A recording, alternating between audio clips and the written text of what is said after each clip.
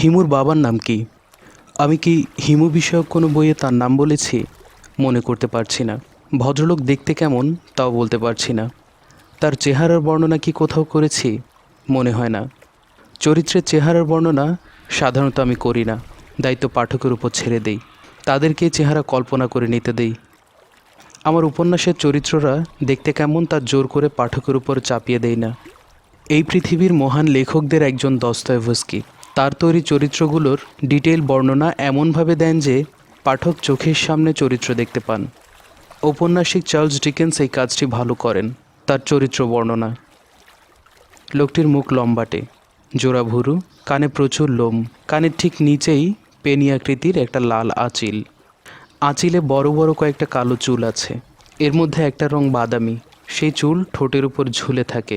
মুখের চামড়া কুঁচকানো, কালো তিলে ভর্তি, দাঁত নোংরা। একটি দাঁত সামান্য বড় বলে বের হয়ে থাকে। চোখ ব্রাউন, একটি চোখ অন্যটির চেয়ে সামান্য বড়।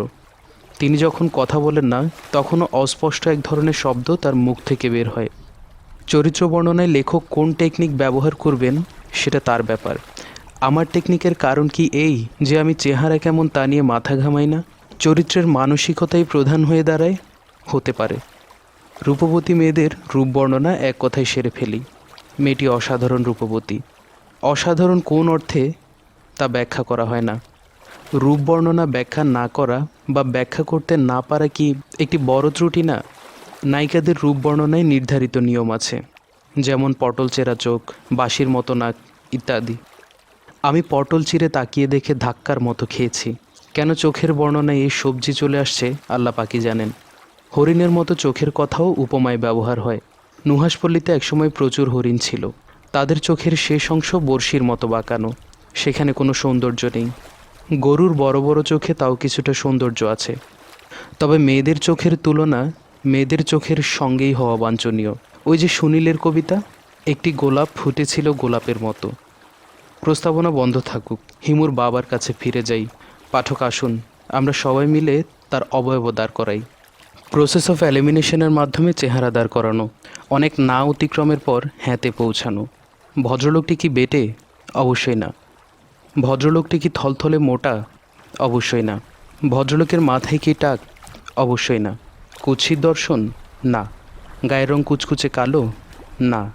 পান খাওয়ার কারণে দাঁত কি লাল হয়ে থাকে? না। তাহলে চেহারা কি দাঁড়াচ্ছে লম্বা ফর্সা একজন মানুষ, রোগা মাথাভর্তি চুল? এই ভদ্রলোকের চেহারা কল্পনায় হিমুর প্রতি আমাদের যে মমতা, সেই মমতা কাজ করছে। ভদ্রলোক পাগল ধরনের একজন মানুষ। এই পাগল কিন্তু নেংটো হয়ে ট্রাফিক কন্ট্রোল করা পাগল না, মমতার পাগল, যে পাগলের স্বপ্ন ছেলেকে মহাপুরুষ বানাবে। তার যুক্তি, ইঞ্জিনিয়ার বানানোর জন্য যদি ইঞ্জিনিয়ারিং ইউনিভার্সিটি থাকতে পারে, ডাক্তার বানানোর জন্য যদি মেডিকেল কলেজ থাকতে পারে, তাহলে মহাপুরুষ বানানোর শিক্ষা প্রতিষ্ঠান কেন থাকতে পারে না? কাজেই তিনি নিজেই একটি স্কুল খুললেন। সে স্কুলের একজনই ছাত্র, তার পুত্র হিমু, এবং তিনি একমাত্র শিক্ষক। ভদ্রলোকের চিন্তাভাবনা কি খুবই হাস্যকর? না, খুব হাস্যকর না। কারণ সাধু সন্ত বানানোর স্কুল কলেজ কিন্তু আছে। মন্টাসিয়ারি, মঠ, আশ্রম, হিমালয়ের গুহায় বাস করা সন্ন্যাসী, ঈশ্বরের আরাধনা শেখানোই তাদের একমাত্র উদ্দেশ্য না, শুদ্ধ মানুষ হবার প্রক্রিয়া শেখানো তাদের ট্রেনিংয়ের অংশ। মহাপুরুষ তো শুদ্ধ মানুষ ছাড়া আর কিছুই না। নেতাজি সুভাষচন্দ্র বসু যে মহাপুরুষ হবার ট্রেনিংয়ে কিছুকাল ছিলেন তা কি পাঠকরা জানেন? সাধনার জন্য তিনি গিয়েছিলেন হিমালয়ের গুহায় সন্ন্যাসীদের কাছে। এই সাধনায় তিনি আধ্যাত্মিক সিদ্ধি লাভ করেছিলেন এমন মনে হয় না। তার শিক্ষক প্রফেসর গুটেনকে তিনি নিজে কলেজ কম্পাউন্ডে প্রহার করেছিলেন। তার চেয়ে আশ্চর্য ব্যাপার, রবীন্দ্রনাথ ঠাকুর এই প্রহার সমর্থন করেছিলেন।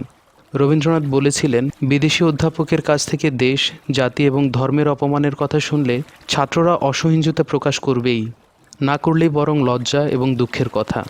সুভাষ বসুর আত্মজীবনীতে কিন্তু গুটেন সাহেব দেশ, জাতি ও ধর্মের অবমাননা করেছেন এমন কথা লেখা নেই। ছাত্রদের সঙ্গে তার ধারাবাহিক দুর্ব্যবহারের কথা বলা আছে। অধ্যাপক গুটেন সুভাষ বসুর উদ্দেশ্যে একটি কবিতা লিখেছিলেন। তাতে তিনি লিখেন, সুভাষ তার প্রতি সুবিচার করেননি, তিনি ছাত্রদের দেশপ্রেমকে শ্রদ্ধার চোখে দেখেন। গুরুগম্ভীর এই অংশে আমি আসলে কি বলতে চাচ্ছি মহাপুরুষ আমাদের মধ্যে নেই বলেই মহাপুরুষদের প্রতি আমাদের দুর্নিবার আকর্ষণ।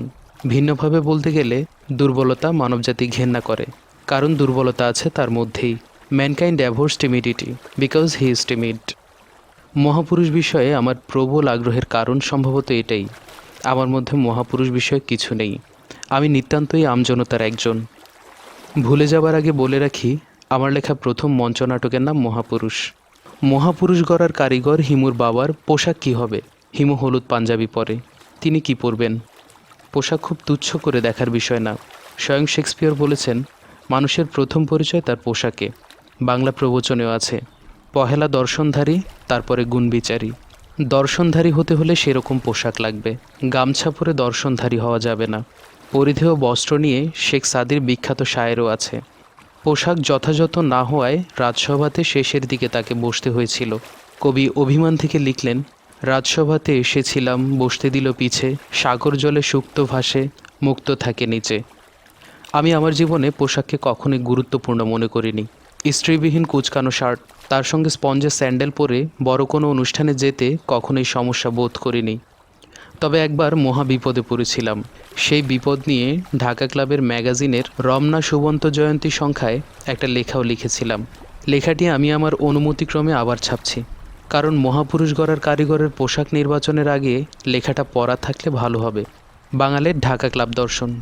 আমার দীর্ঘদিনের পুরনো বন্ধুদের একজনের নাম জুয়েলাইজ। পুরনো বন্ধুদের সঙ্গে আমার ব্যবহার একটু অদ্ভুত। আমি কখনোই তাদের টেলিফোন করি না, বাসায় আসতে বলি না, রোগে শোকে খবর নেই না। ব্যাপারটা ভাইস ভার্সা, তারাও নেন না। একদিন হঠাৎ জুয়েলাইজের টেলিফোন। তিনি বললেন, আপনাকে একটা জায়গায় নিমন্ত্রণ করতে চাচ্ছি, আপনি কি আসবেন? আমি বললাম, অবশ্যই। জায়গাটা কোথায়? ঢাকা ক্লাবে। ভাই, আমি তো ঢাকা ক্লাবের মেম্বার না, আমাকে ঢুকতে দেবে না। জুয়েলাইজ বললেন, ক্লাবে আলাদা আলাদা ঘর আছে, এসব ঘর ভাড়া নেওয়া যায়, সেখানে অতিথিরা যেতে পারেন। আমি বললাম, দিনক্ষণ বলুন, যথাসময়ে উপস্থিত থাকব। কোনো উপলক্ষ কি আছে? উপলক্ষ আছে। জুয়েলাইজ উপলক্ষ ব্যাখ্যা করলেন। তার এক বন্ধু এসেছেন কলকাতা থেকে, নাম রঞ্জন সেনগুপ্ত। ভদ্রলোক একজন শিল্পপতি। তিনি লেখক হুমায়ুন আহমেদের কিছু রচনা পাঠ করেছেন। তার শখ লেখকের সঙ্গে কথা বলবেন। আমি নির্দিষ্ট দিনে ঢাকা ক্লাবের রিসিপশন রুমে উপস্থিত হলাম। জুয়েলাইজ তার বন্ধুকে নিয়ে আগেই উপস্থিত। রিসিপশনে যিনি প্রধান, তিনি কেমন অদ্ভুত চোখে তাকাচ্ছেন। প্রথমে মনে হলো লেখককে চিনতে পারার আনন্দের জন্যই তার চোখের দৃষ্টি অদ্ভুত লাগছে। কিছুক্ষণের মধ্যেই আমার ভুল ভাঙল। রিসেপশনিস্ট বিনয়ের সঙ্গে বললেন, স্যার, আপনাকে ক্লাবে ঢুকতে দেওয়া যাবে না, সরি। আমি বললাম, কেন? আপনার ড্রেস কোড ঠিক নেই, আপনার পায়ে স্যান্ডেল, শার্ট যেটা পরেছেন সেখানেও সমস্যা। জুয়েলাইজ নানা চেষ্টা চরিত্র করছেন। ক্লাবের কর্তা ব্যক্তিদের সঙ্গে যোগাযোগের চেষ্টা করছেন, কাউকে পাওয়া যাচ্ছে না। আমি বুঝতে পারছি আমাকে দেখাচ্ছে ল্যাভেন্ডিসের মতো। গায়ে ইস্ত্রিবিহীন কুচকানো শার্ট, পায়ে স্যান্ডেল, স্যান্ডেলের আয়ুও শেষ পর্যায়ে। যে কোনো সময় চামড়ার ফিতা খুলে সে রিটায়ারমেন্টে চলে যাবে। আমার সামনে রিসেপশনের একজন একজোড়া জুতো এনে রাখলো। সেই জুতা গামা পালোয়ানের পায়েরও 3-4 সাইজ বড়। আমাকে বলা হলো, এই জুতা পরে ঢুকে যান। আমি বললাম, অন্যের জুতা পরে কেন ঢুকবো? খালি পায়ে কি ঢুকতে পারি? আমার খালি পায়ে ঢুকতে আপত্তি নেই। আমার উপন্যাসের এক চরিত্র হিমু খালি পায়ে প্রধানমন্ত্রীর সঙ্গে দেখা করতে গিয়েছিল। রিসেপশনিস্ট বলল, জি না স্যার, খালি পায়ে ঢুকতে পারবেন না। আমি বললাম, আচ্ছা, মহাত্মা গান্ধী তো আধা ন্যাংটা থাকেন, ছাগলের দড়ি হাতে ঘুরে বেড়ান, ছাগলটা ভ্যাবে করতে থাকে। মহাত্মা গান্ধী যদি ইচ্ছে প্রকাশ করেন ঢাকা ক্লাবের লাউঞ্জে বসে 1 কাপ গরম দুধ খাবেন, তিনি কি পারবেন? না, তাকে ঢুকতে দেওয়া হবে না। রবীন্দ্রনাথকে নিয়ে তো আপনাদের ক্লাবে অনেক অনুষ্ঠান হয়, রবীন্দ্র জন্মজয়ন্তী, রবীন্দ্রনাথের বর্ষার গান হয় না? জি স্যার, হয়। রবীন্দ্রনাথ যদি ক্লাবে আসতে চান, তাকে কি ঢুকতে দেওয়া হবে? তিনি জব্বা টব্বা টাইপ পোশাক পরেন, পায়ে থাকে চপ্পল। না, ওনাকেও ঢুকতে দেওয়া হবে না। আলবার্ট আইনস্টাইনকে কি ঢুকতে দেওয়া হবে? ঢাকা ক্লাবের ড্রেস কোডের ধার কিন্তু তিনি ধারেন না। স্যার, ওনাকেও ঢুকতে দেওয়া হবে না। এতক্ষণে আমি কিছু স্বস্তি ফিরে পেয়েছি। এই গ্রহের সেরা 3 জন যদি ক্লাবে ঢুকতে না পারেন, আমি কোথাকার হরিদাস পাল। আমাকে যে এরা এখানে কান ধরে উঠবোস করায়নি, এতেই আমার খুশি। এই ঘটনার মাস 6 পর আমি ঢাকা ক্লাব থেকে একটা চিঠি পেলাম। চিঠিতে লেখা, আমাকে ঢাকা ক্লাবের অনারারি মেম্বারশিপ দেওয়া হয়েছে। এই খবর শুনে আমার বন্ধুরা এমন ভাব করতে লাগলো যেন 24 ক্যারেট সোনার একটা হরিণ ছানা আমার ঘরে ঢুকে গেছে। ঢাকা ক্লাবের মেম্বারশিপের যে এত গুরুত্ব, তা তো জানতাম না। আমি ক্লাব টাইপ মানুষ না, গুরুত্ব ধরতে পারার কথাও না। আমি আমার নিজের ক্লাব সঙ্গে নিয়ে ঘুরি, যেখানে যাই ক্লাব সাথে নিয়েই যাই। যাই হোক, একদিন ঠিক করলাম মেম্বারশিপের শুভ উদ্বোধন করব। আমি আমার আরেক বন্ধু আর্কিটেক্ট করিমকে খবর দিলাম। সে ঢাকা ক্লাবের পুরনো মেম্বার, ক্লাবের নিয়মকানুন ভালো জানে। করিমকে সঙ্গে নিয়ে চামড়ার জুতো কিনলাম, ফুল হাতা শার্ট কিনলাম, ইন করে শার্ট পরবো, কাজে একটা বেল্টও কেনা হলো। আয়নায় তাকিয়ে দেখি নিজেকে সঙের মতো লাগছে, সবাইকে সব কিছুতে মানায়। ক্লাবে ঢুকলাম। নতুন জুতার কারণে মেঝে অতিরিক্ত পিচ্ছিল লাগছিল। মনে হচ্ছিল যে কোনো সময় আমি পিছলে গুরুত্বপূর্ণ কারো ঘাড়ে পড়ে যাব, একটা কেলেঙ্কারি হবে। ইংরেজ সাহেবদের বানানো ক্লাব দেখে মুগ্ধ হলাম। চমৎকার মার্গারিটা পরপর কয়েকটা খেয়ে ফেললাম। সাহেবদের প্রতি এক ধরনের কৃতজ্ঞতা বোধ করলাম। ভাগ্যিস তারা ক্লাব প্রজাতির ছিলেন। পাখি উড়ে চলে গেলে পাখির পালক পরে থাকে। সাহেবরা চলে গেছেন, ফেলে রেখে গেছেন তাদের ছায়া।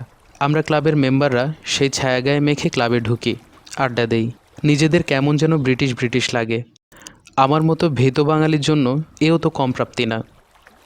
আসুন এখন হিমুর বাবার পোশাক নিয়ে পুরনো নিয়মে প্রসেস অফ এলিমিনেশনের ভেতর দিয়ে যাই। তিনি কি ছেলের মতো হলুদ পাঞ্জাবি পরবেন? না। তিনি কি 3 পিস স্যুটটাই পরবেন?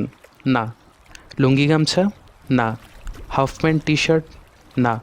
মাওলানাদের পাঞ্জাবি পায়জামা? না। তিনি কি নগ্ন থাকবেন? না। পাঠক দেখছেন তার পোশাক নির্বাচন কতটা জটিল হয়ে গেছে। তাকে সাধারণ হাওয়াই শার্ট এবং প্যান্ট পরানো ছাড়া গতি দেখছি না। পোশাকে তিনি হবেন সাধারণ আইনস্টাইন টাইপ। আইনস্টাইনের পোশাক নিয়ে একটা গল্প কোথায় যেন পড়েছিলাম, গল্পটা বলি। সুইডেনের রানীর সঙ্গে তার বৈঠক। রানী হঠাৎ লক্ষ্য করলেন আইনস্টাইনের শার্টের বোতাম ঠিকমতো লাগানো নেই। দ্বিতীয় বোতামটি লাগানো হয়েছে তৃতীয় বোতামের ঘরে। রানী এই ত্রুটি থেকে কিছুতেই নিজের চোখ সরাতে পারছেন না। এক পর্যায়ে আইনস্টাইনের বিষয়টা চোখে পড়ল। তিনি লজ্জিত ভঙ্গিতে বললেন, রানী 2 মিনিট সময় দিন, আমি বাথরুমে যাব এবং পোশাকের ত্রুটি দূর করে আসব। আইনস্টাইন বাথরুমে গেলেন এবং পোশাকে আরও বড় ধরনের ত্রুটি নিয়ে ফিরে এলেন। এখন তৃতীয় বোতামটি লাগানো হয়েছে প্রথম বোতামের ঘরে, দ্বিতীয় বোতাম তৃতীয় বোতামের ঘরে, পুরো বেড়া ছেঁড়া। আমার ধারণা গল্পটা বানানো। মহাপুরুষ পর্যায়ের মানুষদের নিয়ে আমরা গল্প বানানো পছন্দ করি। বিদ্যাসাগরের মাতৃভক্তির গল্পের কথাই ধরি। গল্পটা একসময় পাঠ্যও ছিল। মায়ের অসুখের সংবাদ শুনে ঈশ্বরচন্দ্র বিদ্যাসাগর চাকরি থেকে ছুটি চাইলেন। মাকে দেখতে যাবেন, ছুটি দেয়া হলো না। তিনি চাকরি ছেড়ে দিয়ে রওনা হলেন। বাড়িতে যাওয়ার জন্য উত্তাল দমোদর নদী পার হতে হবে। ঘাটে কোনো নৌকা নেই। তিনি সাঁতরে নদী পার হলেন। ঈশ্বরচন্দ্র বিদ্যাসাগরের ছোট ভাইয়ের নাম শম্ভুচন্দ্র বিদ্যারত্ন। তার লেখা থেকে জানা যায় এমন কোনো ঘটনা ঘটেনি। আমাদের সমাজে মহাপুরুষ নেই বলেই আমাদের মধ্যে ক্লান্তিবিহীন চেষ্টা মহাপুরুষ বানাতে হবে। যেসব গুণ একজনের আছে তাতে চলবে না, আরও গুণ ঢেলে দিতে হবে। মহাপুরুষ অনুসন্ধানের এই ব্যাকুলতার পেছনে জেনেটিক কারণ আছে বলে আমার ধারণা। মানুষ একসময়ে বনে জঙ্গলে বাস করত। মহাবিপদের জীবনচর্যা। ক্ষুদ্র ক্ষুদ্র গোষ্ঠীতে বিভক্ত সেই সব মানব সম্প্রদায়ের জন্য প্রয়োজন ছিল বিচক্ষণ, জ্ঞানী, বুদ্ধিমান এবং সাহসী নেতা। তারা তাদেরকে বিপদ থেকে বাঁচার পরামর্শ দেবে এবং তারা টিকে থাকবে। জেনেটিক কারণে অতীতের সেই স্মৃতি আমরা নিয়ে এসেছি। এখনও আমাদের নেতা দরকার। আওয়ামী লীগ বিএনপি দরকার। নেতা ছাড়া আমরা অসহায়। মহাপুরুষরা নেতার চেয়েও বড়। নেতারা নিজের স্বার্থ খুব ভালো মতো দেখেন, মহাপুরুষরা তা দেখেন না, কিংবা হয়তো দেখেন। আমরা যারা সাধারণ পাবলিক তারা তা বুঝতে পারি না। খ্রিস্টান ধর্মে সেইন্ট ঘোষণা করার একটি প্রক্রিয়া আছে। সেইন্ট অর্থ মহাসাধক, মহাপুরুষ। আমাদের পরিচিত মাদার তেরেসাকে তার মৃত্যুর পর সেইন্ট ঘোষণা করা হয়েছে। পাঠক কি জানেন শেষ বয়সে মাদার তেরেসার গভীর ঈশ্বর বিশ্বাসে চির ধরেছিল? তিনি অসহায় বোধ করেছিলেন। সেই সময় তিনি পোপ বেনেডিক্টকে বেশ কিছু চিঠি দিয়েছিলেন। চিঠির বিষয়বস্তু ঈশ্বরের অস্তিত্ব নিয়ে সন্দেহ। তিনি চিঠিগুলি নষ্ট করে দেওয়ার নির্দেশও দিয়েছিলেন। সেপ্টেম্বর 7 তারিখ 2007-এ তার কিছু চিঠি প্রকাশিত হয়। একটিতে তিনি লিখেছেন, where is my faith? Even deep down there is nothing but emptiness. If there be a God, please forgive me. অন্য আরেকটি চিঠিতে তিনি লিখেছেন, I feel just that terrible pain of loss, of God not wanting me, of God not being God, of God not really existing.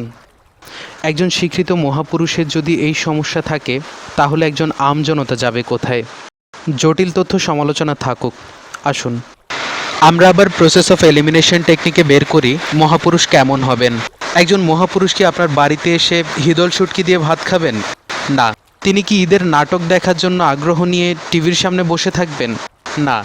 তিনি এক set সস্তা glass রঙিন কাগজে মুড়ে বিয়ের দাওয়াত খেতে যাবেন? না। তিনি কি যথাসময়ে একটি তরুণী বিয়ে করবেন এবং বাসরাতের কর্মকাণ্ডে অংশ নেবেন? না। তাহলে কি এই দাঁড়াচ্ছে না যে মহাপুরুষ আমাদের মতো কেউ না, সম্পূর্ণ ভিন্ন কিছু? সেই ভিন্নটা কি তাও পরিষ্কার না। যে বস্তুর অস্তিত্ব নেই সেই বস্তু সম্পর্কে ধারণা করাও তো অসম্ভব। আমরা যখন ভূতের বা রাক্ষসের ছবি আঁকি, সেই মুখটা দেখতে হয় মানুষের কাছাকাছি কিংবা আমাদের দেখা পশুর কাছাকাছি। তার শিং থাকতে পারে, আমরা অনেকগুলো শিংওয়ালা পশু দেখেছি। গা ভর্তি কাঁটা থাকতে পারে, যেমন সজারু। ভয়ঙ্কর দাঁত থাকতে পারে, বাঘ সিংহের মতো। কল্পনা থেকে সম্পূর্ণ ভিন্ন কিছু আঁকা মুরালিস্টিক চিত্রকর সালভাদর দালির পক্ষেও সম্ভব হয়নি। হিমুকে মহাপুরুষ বানানো এই কারণেই আমার জন্য সহজ একটা কাজ হয়েছে। কারণ একটাই, মহাপুরুষের কোনো ধারণা আমাদের নেই। হিমু নিতান্তই ঘরোয়া এক ছেলে। সে শুটকির সঙ্গে বেগুন তরকারি দিয়ে আগ্রহের সঙ্গে পেট ভর্তি করে ভাত খাবে। ভাত খাবার পর তর্জনীতে চুন লাগিয়ে পান খাবে, পানের পিক ফেলবে। সম্প্রতি হিমুকে নিয়ে ছোট্ট একটা ঝামেলায় পড়েছি। ঝামেলাটা তৈরি করেছে আমার মা। তার বয়স প্রায় 80, কিডনি অকেজো। ওষুধপত্র দিয়ে কোনো রকমে সচল রাখা হয়েছে। হার্টের অবস্থাও দুর্বল। বাইপাস করানো হয়েছে, প্রায় ফুসফুসে পানি আসে। হাসপাতালে পাঠিয়ে ঠিক করে আনা হয়। এক সকালে তাকে নিয়ে নাশতা খাচ্ছি, তিনি হঠাৎ বললেন, হিমুকে ভালো মেয়ে দেখে বিয়ে দে। আমি নাশতা খাওয়া বন্ধ করে বললাম, হিমুকে বিয়ে দিতে বলছো? মা বললেন, হ্যাঁ, বেচারা কতদিন একা একা ঘুরবে। আমার নিজেরও বয়স হয়েছে, হিমুর বিয়ে খেয়ে যাই। পাঠক কি সমস্যাটা বুঝতে পারছেন? হিমু রিয়েলিটির অংশ হয়ে যাচ্ছে। একদিন হয়তো আমি নিজেই হলুদ রঙের একটা কার্ড পাবো, হিমুর বিয়ের কার্ড। বিডিআরের দরবার হলে আয়োজন করে বিয়ে। কে জানে, আমার মা হিমুর পত্নীর জন্য হলুদ সিল্কের শাড়ি নিয়ে বিয়ে খেতে চলে যেতেও পারেন। থাকুক হিমু প্রসঙ্গ, তার বাবা মার কাছে ফিরে যাই। হিমুর মার তেমন কোনো উল্লেখ কোনো বইতে নেই। ভদ্রমহিলা রূপবতী ছিলেন। আমার উপন্যাসের সব নারী চরিত্রই রূপবতী। মেয়েদের রূপ দেওয়ার ব্যাপারে আমার কোনো কার্পণ্য নেই। এই মহিলা হিমুর জন্মের পরপরই মারা যান। তার মৃত্যু স্বাভাবিক ছিল না। তার স্বামী কিছু কলকাঠি নেড়েছেন। হিমুর বাবা একা হিমুকে মানুষ করতে চেয়েছেন। নিজের পরিকল্পনায় পুত্রকে বড় করতে চেয়েছেন। মা বেঁচে থাকলে এটা কখনো সম্ভব হতো না, কাজেই হত্যাকাণ্ড। হিমুর বাবাকে কি আমরা ভয়ঙ্কর ক্রিমিনাল বলবো, নাকি একজন হিমু তৈরির জন্য তার অপরাধ ক্ষমা করব? বিচারের দায়িত্ব পাঠকদের। হিমুর বাবার কথামালা সংকলিত করা হলো। হিমুর প্রতি তার উপদেশ সংকলন। এই উপদেশ সার্বজনীন নয়, শুধু হিমুর প্রতি প্রযোজ্য। ময়ূরাক্ষী। আমার বাবা তার খাতায় আমার জন্য যেসব উপদেশ লিখে রেখে গেছেন, তার মধ্যে একটা শিরোনাম হচ্ছে নির্লিপ্ততা। তিনি লিখেছেন, পৃথিবীর যে সকল মহাপুরুষ এবং মহাজ্ঞানীরা এই জগৎটাকে মায়া বলিয়া অভিহিত করিয়াছেন, আমি আমার ক্ষুদ্র চিন্তা ও ক্ষুদ্র বিবেচনায় দেখিয়াছি আসলে এ মায়া। স্বামী ও স্ত্রীর প্রেম যেমন মায়া বই কিছুই নয়, ভ্রাতা ও ভগ্নীর স্নেহ সম্পর্কও তাই।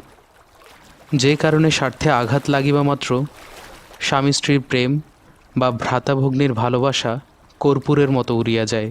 কাজেই আমাকে পৃথিবীর সর্ববিষয়ে পুরোপুরি নির্লিপ্ত হইতে হইবে। কোনো কিছুর প্রতি তুমি যেমন আগ্রহ বোধ করিবে না, আবার অনাগ্রহ বোধ করিবে না। মানুষ মায়ার দাস, সেই দাসত্ব শৃঙ্খল তোমাকে ভাঙিতে হইবে। মানুষের অসাধ্য কিছুই নেই, চেষ্টা করিলে তুমি তা পারিবে। তোমার ভিতরে সেই ক্ষমতা আছে, সেই ক্ষমতা বিকাশের চেষ্টা আমি তোমার শৈশবেই করিয়াছি। একই সঙ্গে তোমাকে আদর এবং অনাদর করা হইয়াছে। মাতার প্রবল ভালোবাসা হইতে তুমি বঞ্চিত হইয়াছ। এই সমস্তই একটি বড় পরীক্ষার অংশ। এই পরীক্ষায় সফলকাম হইতে পারিলে প্রমাণ পাইবে যে ইচ্ছে থাকিলে মহাপুরুষদের এই পৃথিবীতে তৈরি করা যায়। যদি একটি সাধারণ কুকুরকেও যথাযথ প্রশিক্ষণ দেয়া যায়, সেই কুকুর শিকারী কুকুরে পরিণত হয়। একজন ভালো মানুষ পরিবেশের চাপে ভয়াবহ খুনিতে রূপান্তরিত হয়। যদি তাই হয়, তবে কেন আমরা আমাদের ইচ্ছা অনুযায়ী মানব সম্প্রদায় তৈরি করতে পারি না? উপদেশ নম্বর 11, সৃষ্টিকর্তা অনুসন্ধান। সৃষ্টিকর্তার অনুসন্ধান করিবে, ইহাতে আত্মার উন্নতি হইবে। সৃষ্টিকর্তাকে জানা এবং আত্মাকে জানা একই ব্যাপার। স্বামী বিবেকানন্দের একটি উক্তি এই প্রসঙ্গে স্মরণ রাখিও, বহুরূপে সম্মুখে তোমার ছাড়ি কোথা খুঁজিছ ঈশ্বর। দরজার উপাসে। ঘুমাইয়া রাত নষ্ট করিও না, দিনে নিদ্রা যাইবে, রাত কাটাইবে অনিদ্রায়। কারণ রাত্রি আত্ম অনুসন্ধানের উত্তম সময়। জগতের সকল পশু নিষে যাপন করে, পশু মাত্রই নিশাচর। মানুষ এক অর্থে পশু, নিশিযাপন তার অবশ্য কর্তব্যের একটি। হিমু: হে মানব সন্তান, তুমি তোমার ভালোবাসা লুকাইয়া রাখিও। তোমার পছন্দের মানুষদের সহিত তুমি রূঢ় আচরণ করিও, যেন সে তোমার স্বরূপ কখনো বুঝিতে না পারে। মধুর আচরণ করিবে দুর্জনের সঙ্গে। নিজেকে অপ্রকাশ্য রাখার ইহাই প্রথম পাঠ। পারাপার: তোর ঘুম হলে চলবে না। মহাপুরুষদের সব কিছু জয় করতে হয়। ক্ষুধা, তৃষ্ণা, ঘুম। ঘুম হচ্ছে দ্বিতীয় মৃত্যু। সাধারণ মানুষ ঘুমায়, অসাধারণেরা জেগে থাকে।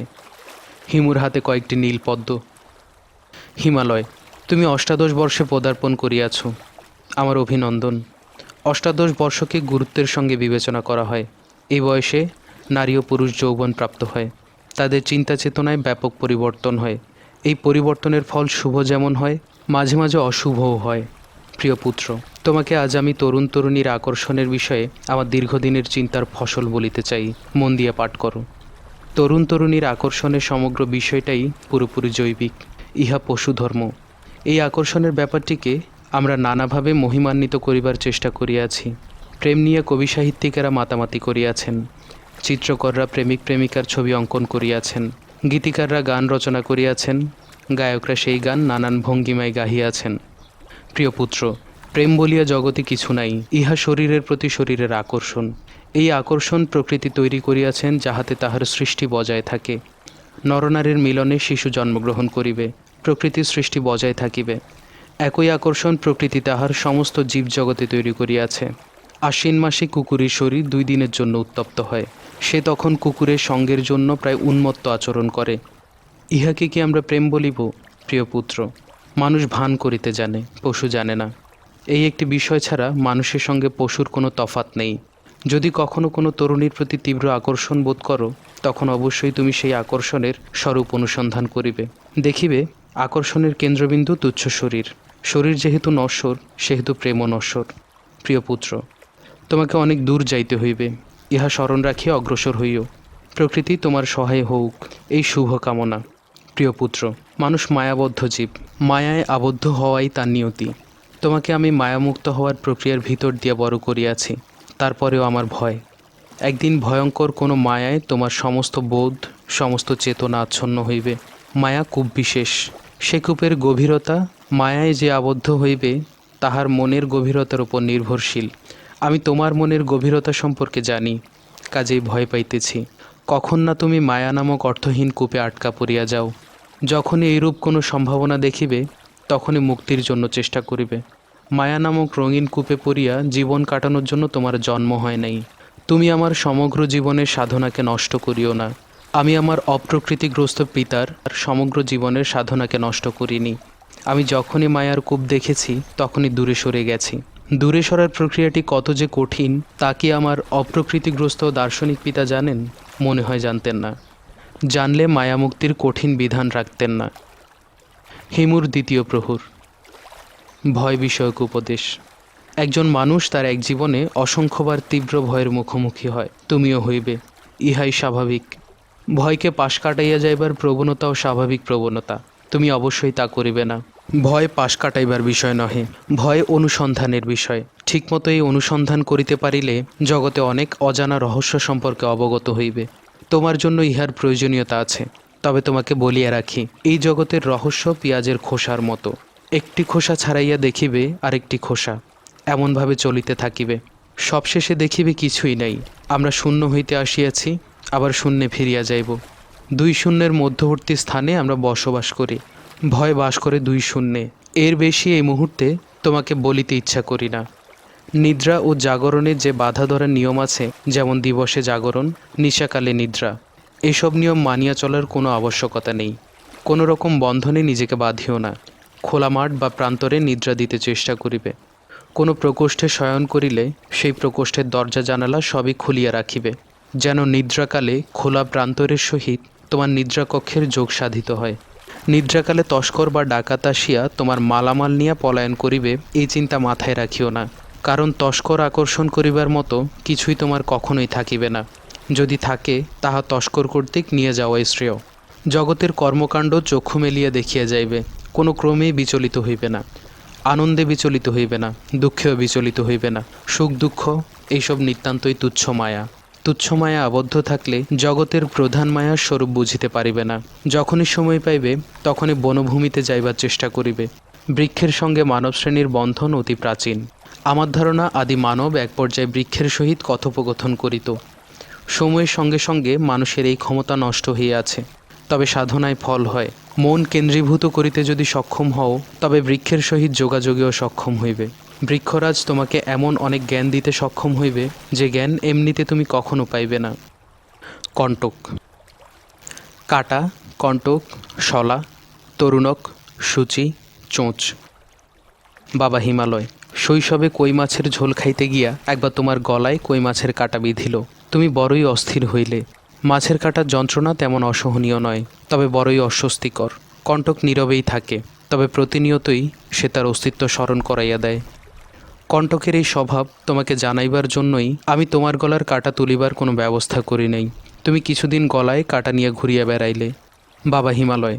তুমি কি জানো যে মানুষের মনেও পরম করুণাময় কিছু কাটা বিধাইয়া দেন? একটি কাটার নাম মন্দ কাটা।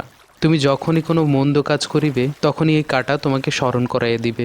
তুমি অস্বস্তি বোধ করিতে থাকিবে। ব্যথা বোধ না, অস্বস্তি বোধ। সাধারণ মানুষদের জন্যই এইসব কাটার প্রয়োজন আছে, সিদ্ধ পুরুষদের জন্য প্রয়োজন নাই। কাজেই কণ্টক মুক্তির একটা চেষ্টা অবশ্যই তোমার মধ্যে থাকা উচিত। যেদিন নিজেকে সম্পূর্ণ কণ্টক মুক্ত করিতে পারিবে সেই দিন তোমার মুক্তি। বাবা হিমালয়। প্রসঙ্গক্রমে তোমাকে একটা কথা বলি, মহাপাষণ্ডরাও কণ্টক মুক্ত। এই অর্থে মহাপুরুষ এবং মহাপাষণ্ডের ভিতর কোনো প্রভেদ নাই। হিমুর রূপালী রাত্রি। বাবা হিমালয়। হিন্দু নারী সম্পর্কে একটা বহু প্রচলিত শ্লোক আছে, পুরুলকন্যা উরল ছাই তবেই কন্যার গুণ পাই। অর্থাৎ কন্যার দাহ কার্য সম্পন্ন না হওয়া পর্যন্ত তার গুণকীর্তন করা যাবে না। মৃত্যুর আগ মুহূর্তেও তার পা পিছলাতে পারে, সে ধরা দিতে পারে প্রলোভনের ফাঁদে, পা রাখতে পারে চোরাবালিতে। এটা শুধু হিন্দু মেয়ে না, সবার জন্য প্রযোজ্য এবং তোমার জন্য বিশেষভাবে প্রযোজ্য। মায়া যখন হাতছানি দিবে তখন তোমাকে রক্ষা করার জন্য কেউ থাকবে না। মায়াকে মায়া বলে চিনতে হবে, এই চেনাই আসল চেনা। প্রসঙ্গক্রমে তোমাকে আরেকটি শ্লোক বলি। শ্লোকটি রচনা করেছেন চাণক্য মুনির পুত্র। তার জন্মস্থান তক্ষশিলা। তিনি ছিলেন মহারাজ চন্দ্রগুপ্তের পরামর্শদাতা। যাই হোক, শ্লোকটা এরকম: আহার নিদ্রা ভয় মৈথুনানি সমানি চৈতাদি নৃণাং পশুনাম জ্ঞানী নরা নামাধিক বিশেষ্য। আহার, নিদ্রা, ভয়, মৈথুন পশু এবং মানুষদের ভেতর সমভাবেই বিদ্যমান, কিন্তু মানুষ জ্ঞানী, আর এখানেই তার বিশিষ্টতা। চাণক্যের এই শ্লোক সব মানুষের জন্য প্রযোজ্য, কিন্তু তোমার জন্য নয়। পশু এবং মানুষের ভেতর যা সমভাবে বিদ্যমান, তোমাকে তা থেকে আলাদা করার চেষ্টা আমি করেছি। কতটুকু সফল হয়েছি আমি জানি না, তবে আমার ধারণা আমার সারা জীবনের সাধনা বিফলে যাবে না। তুমি সন্ধান পাবে পরম আরাধ্যের। দুঃখী মানুষের কাছে থাকিও, শোকগ্রস্ত মানুষের কাছে থাকিও, রাগে অন্ধ মানুষের কাছে থাকিও, আনন্দিত মানুষের কাছে থাকিও। দুঃখ, শোক, রাগ, আনন্দ তোমার ভিতর আসিতে পারিবে না, কিন্তু কদাচ বিরক্ত মানুষের কাছে থাকিও না। বিরক্ত মানুষ ভয়ঙ্কর। একজন হিমু কয়েকটি ঝিঝি পোকা। হাস্যমুখী মানুষের দিকে ভালো মতো তাকাইও, অনেক কিছু শিখিতে পারিবে। মানুষের মনের ভাব কখনোই মুখে প্রতিফলিত হয় না, মানুষের উপর সর্বদা পর্দা থাকে। শুধু মানুষ যখন হাসে তখন পর্দা দূরীভূত হয়। হাস্যরত একজন মানুষের মুখে তার মনের ছায়া দেখা যায়। কখনো কোনো অবস্থাতে অস্থির হইবে না। পৃথিবী সূর্যের চারদিকে ঘূর্ণায়মান, এই ঘূর্ণিতে তুমি কখনো অস্থিরতা পাইবে না। তুমি পৃথিবীর স্বভাব ধারণ করিবে। মানুষ বাদ্যযন্ত্রের মতো, সেই বাদ্যযন্ত্র নিয়ত সঙ্গীত তৈরি করে। অস্থির বাদ্যযন্ত্র সঙ্গীত সৃষ্টিতে অক্ষম, কাজেই তোমার জন্য অস্থিরতা নিষিদ্ধ ঘোষণা করা হইল। আমি জানি ইহা জগতের কঠিনতম কর্মসমূহের একটি। বাবা হিমু। কাউকে কাউকে তো কঠিনতম কার্যগুলি করিতে হইবে। বাবা হিমালয়। তোমাকে বাস করিতে হইবে অনেকের মধ্যে। লক্ষ্য রাখিও, সেই অনেকের কেউই যেন তোমাকে কখনো চালাক বা বুদ্ধিমান মনে না করে। মহাপুরুষরা চালাক হন না, বুদ্ধিমান হন না, আবার তারা বোকাও হন না। পৃথিবীর এই অনিত্য জগতে বুদ্ধির স্থান নাই। বুদ্ধি দ্বারা এই জগৎ বুঝিবার চেষ্টা করিবে না, চেতনা দ্বারা বুঝিবার চেষ্টা করিবে। বুদ্ধি চেতনাকে নষ্ট করে। মিথ্যা সম্পর্কে তিনি বলেছেন, হে আমার প্রিয় পুত্র, মিথ্যার কিছু কিছু উপকার আছে। কিছু মিথ্যা সমাজের এবং ব্যক্তি জীবনের ক্ষেত্রে কল্যাণকর ভূমিকা নেয়, কিন্তু মিথ্যা মিথ্যাই। সত্য আলো, মিথ্যা অন্ধকার। তোমার যাত্রা আলোর দিকে। মিথ্যা ছলনাময়ী, নানান ছলনায় তোমাকে ভুলাইবে, তুমি ভুলিও না, কখনো না, কোনো অবস্থাতেই না, ইহা আমার আদেশ। সে আসে ধীরে। মৃত্যু পথযাত্রী কখনো দেখিয়াছ? কখনো কি তাহার শয্যাপর্শে রাত্রি যাপন করিয়াছ? কখনো কি দেখিয়াছ কি রূপে ছটফট করিতে করিতে জীবনের রীতি হয়? জীবনের প্রতি মানুষের কি বিলুপ তৃষ্ণা! আর কিছুই চাই না, শুধু বাঁচিবার জন্যই বাঁচিতে চাই। বাবা হিমালয়, তুমি অবশ্যই তোমার জীবনের কিছু সময় মৃত্যু পথযাত্রীদের জন্য আলাদা করিয়া রাখিবে, তাহাদের শয্যাপার্শ্বে রাত্রি যাপন করিবে। যে হাহাকার নিয়ে তারা যাত্রা করিতেছে সেই হাহাকার অনুভব করিবার চেষ্টা করিবে। আঙুল কাটা জগল। হে পুত্র, তুমি কঠিন অবস্থায় আছো। অক্সিজেন নামক অতি ক্ষুদ্র কিছু অণুর জন্য তোমার সমস্ত শরীর এখন ঝনঝন করছে। মানুষের মস্তিষ্ক অক্সিজেন সবচেয়ে বেশি ব্যবহার করে। কিছুক্ষণের মধ্যেই তোমার মস্তিষ্কের অক্সিজেনের পরিমাণ কমে যাবে। তখন তুমি মস্তিষ্ক স্বরূপে আবির্ভূত হবে। মস্তিষ্ক তোমাকে অদ্ভুত সব অনুভূতি দেখাবে, দৃশ্য দেখাবে। ভয় পেও না। তিনি বলে গিয়েছিলেন, হিমালয়, কাউকে কিছু দিবি না, কারো কাছ থেকে কিছু নিবি না, নিজেকে সব রকম দেয়া নেয়ার বাইরে রাখবি। উপহার দেয়া নেয়া, প্রেম দেয়া নেয়া কিংবা স্নেহ মমতা দেয়া নেয়া কোনো কিছুর মধ্যেই থাকবি না। আজ হিমুর বিয়ে। একজন মহান দার্শনিক বলেছেন, তুমি নিজেকে যা মনে করো তুমি তাই। তুমি যদি নিজেকে মহাপুরুষ ভাবো তুমি মহাপুরুষ, আর তুমি যদি নিজেকে পিশাচ ভাবো তুমি পিশাচ। যে মহান দার্শনিক এই কথা বলেছেন তার নাম জানতে পারি? তিনি আমার বাবা। মহাপুরুষ বানাবার তিনি একটি স্কুল খুলেছিলেন, আমি সেই স্কুলের ছাত্র। তবে দুঃখের বিষয় হচ্ছে গ্র্যাজুয়েশনের আগেই বাবা মারা গেলেন। হিমু রিমান্ডে। আমার বাবা মহাপুরুষ গড়ার কারিগর। তার উপদেশমালায় মৃত্যু বিষয়ক অনেক কথাবার্তা লিখে গেছেন। সেখানে অতি নিম্ন শ্রেণীর প্রাণ জীবাণুর মৃত্যু বিষয়ে লেখা আছে। জীবাণুর জন্ম মৃত্যু। জীবাণু অতি নিম্ন পর্যায়ের প্রাণ। যেহেতু প্রাণ আছে কাজে মৃত্যুও আছে। মুহূর্তেই লক্ষ কোটি জীবাণুর জন্ম হয়, আবার মুহূর্তেই মৃত্যু। অতি ক্ষণস্থায়ী জীবনকালে তাহারা কী ভাবে, তাহাদের চেতনার চারপাশে জগৎ কী, এই বিষয়ে বাবা হিমু তুমি কি কখনো চিন্তা চেতনা করিয়াছ? আপাত দৃষ্টিতে মনে হইতে পারে জীবাণু চিন্তা চেতনা অর্থহীন, তাহাদের ক্ষণিক জীবনে চিন্তা চেতনার স্থান নাই। এই যুক্তি মানিয়া মানব সম্প্রদায় সম্পর্কে কিছু বলি। মহাকাল এবং ব্রহ্মাণ্ডের কাছে মানব সম্প্রদায়ের ক্ষণিক জীবনও তুচ্ছ, সেই বিবেচনায় তাহাদের চিন্তা চেতনাও অর্থহীন। মানব সম্প্রদায়ের উচিত নিজেকে জীবাণুর মতোই চিন্তা করা, কিন্তু অহংবোধের কারণে তাহারা তা করে না, বরং অমরত্বের কথা ভাবে। পাবলো নেরুদার বিখ্যাত কবিতা ফিন্ডেল মান্ডোর প্রতি তোমার দৃষ্টি আকর্ষণ করিতেছি। তাজ্জব, মোৎসার্ট কিনা লম্বা ঝুল তোফা ফ্রাকফোর্টে আমাদের শতকেও নাছোড়বান্দার মতো টিকে আছেন, এখনও বাহারি সাজে জমকালো পরিপাটে পূর্ণাঙ্গ সঙ্গীতে বিগত শতক জুড়ে। মনে হয় আর কোনো আওয়াজও বুঝি বা কানে আসেনি। হিমুর মধ্য দুপুর। গৃহভৃত্য বিষয়ে আমার বাবার কিছু উপদেশবাণী ছিল। উপদেশবাণীর সারাংশ হচ্ছে, মহাপুরুষদের কিছুকাল গৃহভৃত্য হিসেবে থাকতে হবে। তিনি ডায়েরিতে কী লিখে গেছেন হুবহু তুলে দিচ্ছি। এই অংশটি তিনি মৃত্যুর আগে হাসপাতালে শুয়ে শুয়ে লিখেছেন। হাতের লেখা জড়ানো এবং অস্পষ্ট। মানুষের মানসিক অবস্থার ছাপ পড়ে তার হাতের লেখায়। আমার ধারণা তখন তার মানসিক অবস্থাও ছিল এলোমেলো। লেখার শিরোনাম হিজ মাস্টার্স ভয়েস। তিনি সব লেখাই সাধু ভাষায় লেখেন। এই প্রথম সাধুবাদ দিয়ে চলিত ভাষা ব্যবহার করেছেন। His masters voice. হিমু, তুমি নিশ্চয়ই রেকর্ড কোম্পানি হিজ মাস্টার্স ভয়েসের রেকর্ড দেখেছ। তাদের মনোগ্রামে একটি কুকুরের ছবি আছে। কুকুরটা থাবা গেড়ে তার মনিবের দিকে তাকিয়ে আছে। তার চোখে প্রভুর প্রতি আনুগত্য ঝরে ঝরে পড়ছে। সব মহাপুরুষদের কিছুদিন কুকুর জীবনযাপন করা বাধ্যতামূলক। সে একজন প্রভুর অধীনে থাকবে। প্রভুর কথাই হবে তার কথা। প্রভুর আদেশ মানলেই তার জীবনের সার্থকতা। প্রভুর ভাবনাই হবে তার ভাবনা। প্রভু মিথ্যা বললে সেই মিথ্যাই সে সত্য বলে ধরে নিবে। কুকুর ট্রেনিংয়ে উপকার যা হবে তার নিম্নরূপ। জীবনে বিনয় আসবে। বিনয় নামক এই মহৎ গুণটি আয়ত্ত করা প্রায় অসম্ভব। আমি অতি বিনয়ী মানুষকেও দেখেছি অহংকারের গুদাম। সেই গুদাম তালাবদ্ধ থাকে বলে কেউ তার অহংকার প্রত্যক্ষ করতে পারে না। আনুগত্য কি তা শেখা যাবে।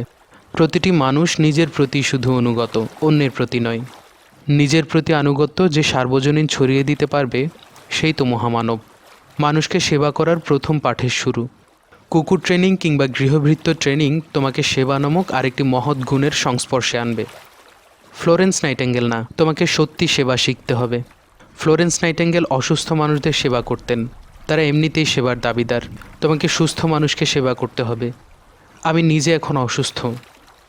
সময় ঘনিয়ে আসছে এরূপ মনে হয়। তোমাকে পূর্ণাঙ্গ ট্রেনিং দিয়ে যেতে পারবো বলে মনে হচ্ছে না। যেসব শিক্ষা দিয়ে যেতে পারবো না, আমার আদেশ সেসব শিক্ষা নিজে নিজে গ্রহণ করবে। এখন অন্য বিষয়ে কিছু কথা বলি। গত পরশু দুপুরে আমি তোমার মাকে স্বপ্নে দেখেছি। স্বপ্ন মোটেই গুরুত্বপূর্ণ কিছু না। মানুষ যখন নিদ্রা যায় তখন মস্তিষ্ক তার স্মৃতিগুলো নাড়াচাড়া করে, যাচাই বাছাই করে, কিছু পুনর্বিন্যাস করে, তারপর স্মৃতির ফাইলে যত্ন করে রেখে দেয়। এই কাজটা সে করে যখন মানুষ ঘুমিয়ে থাকে তখন।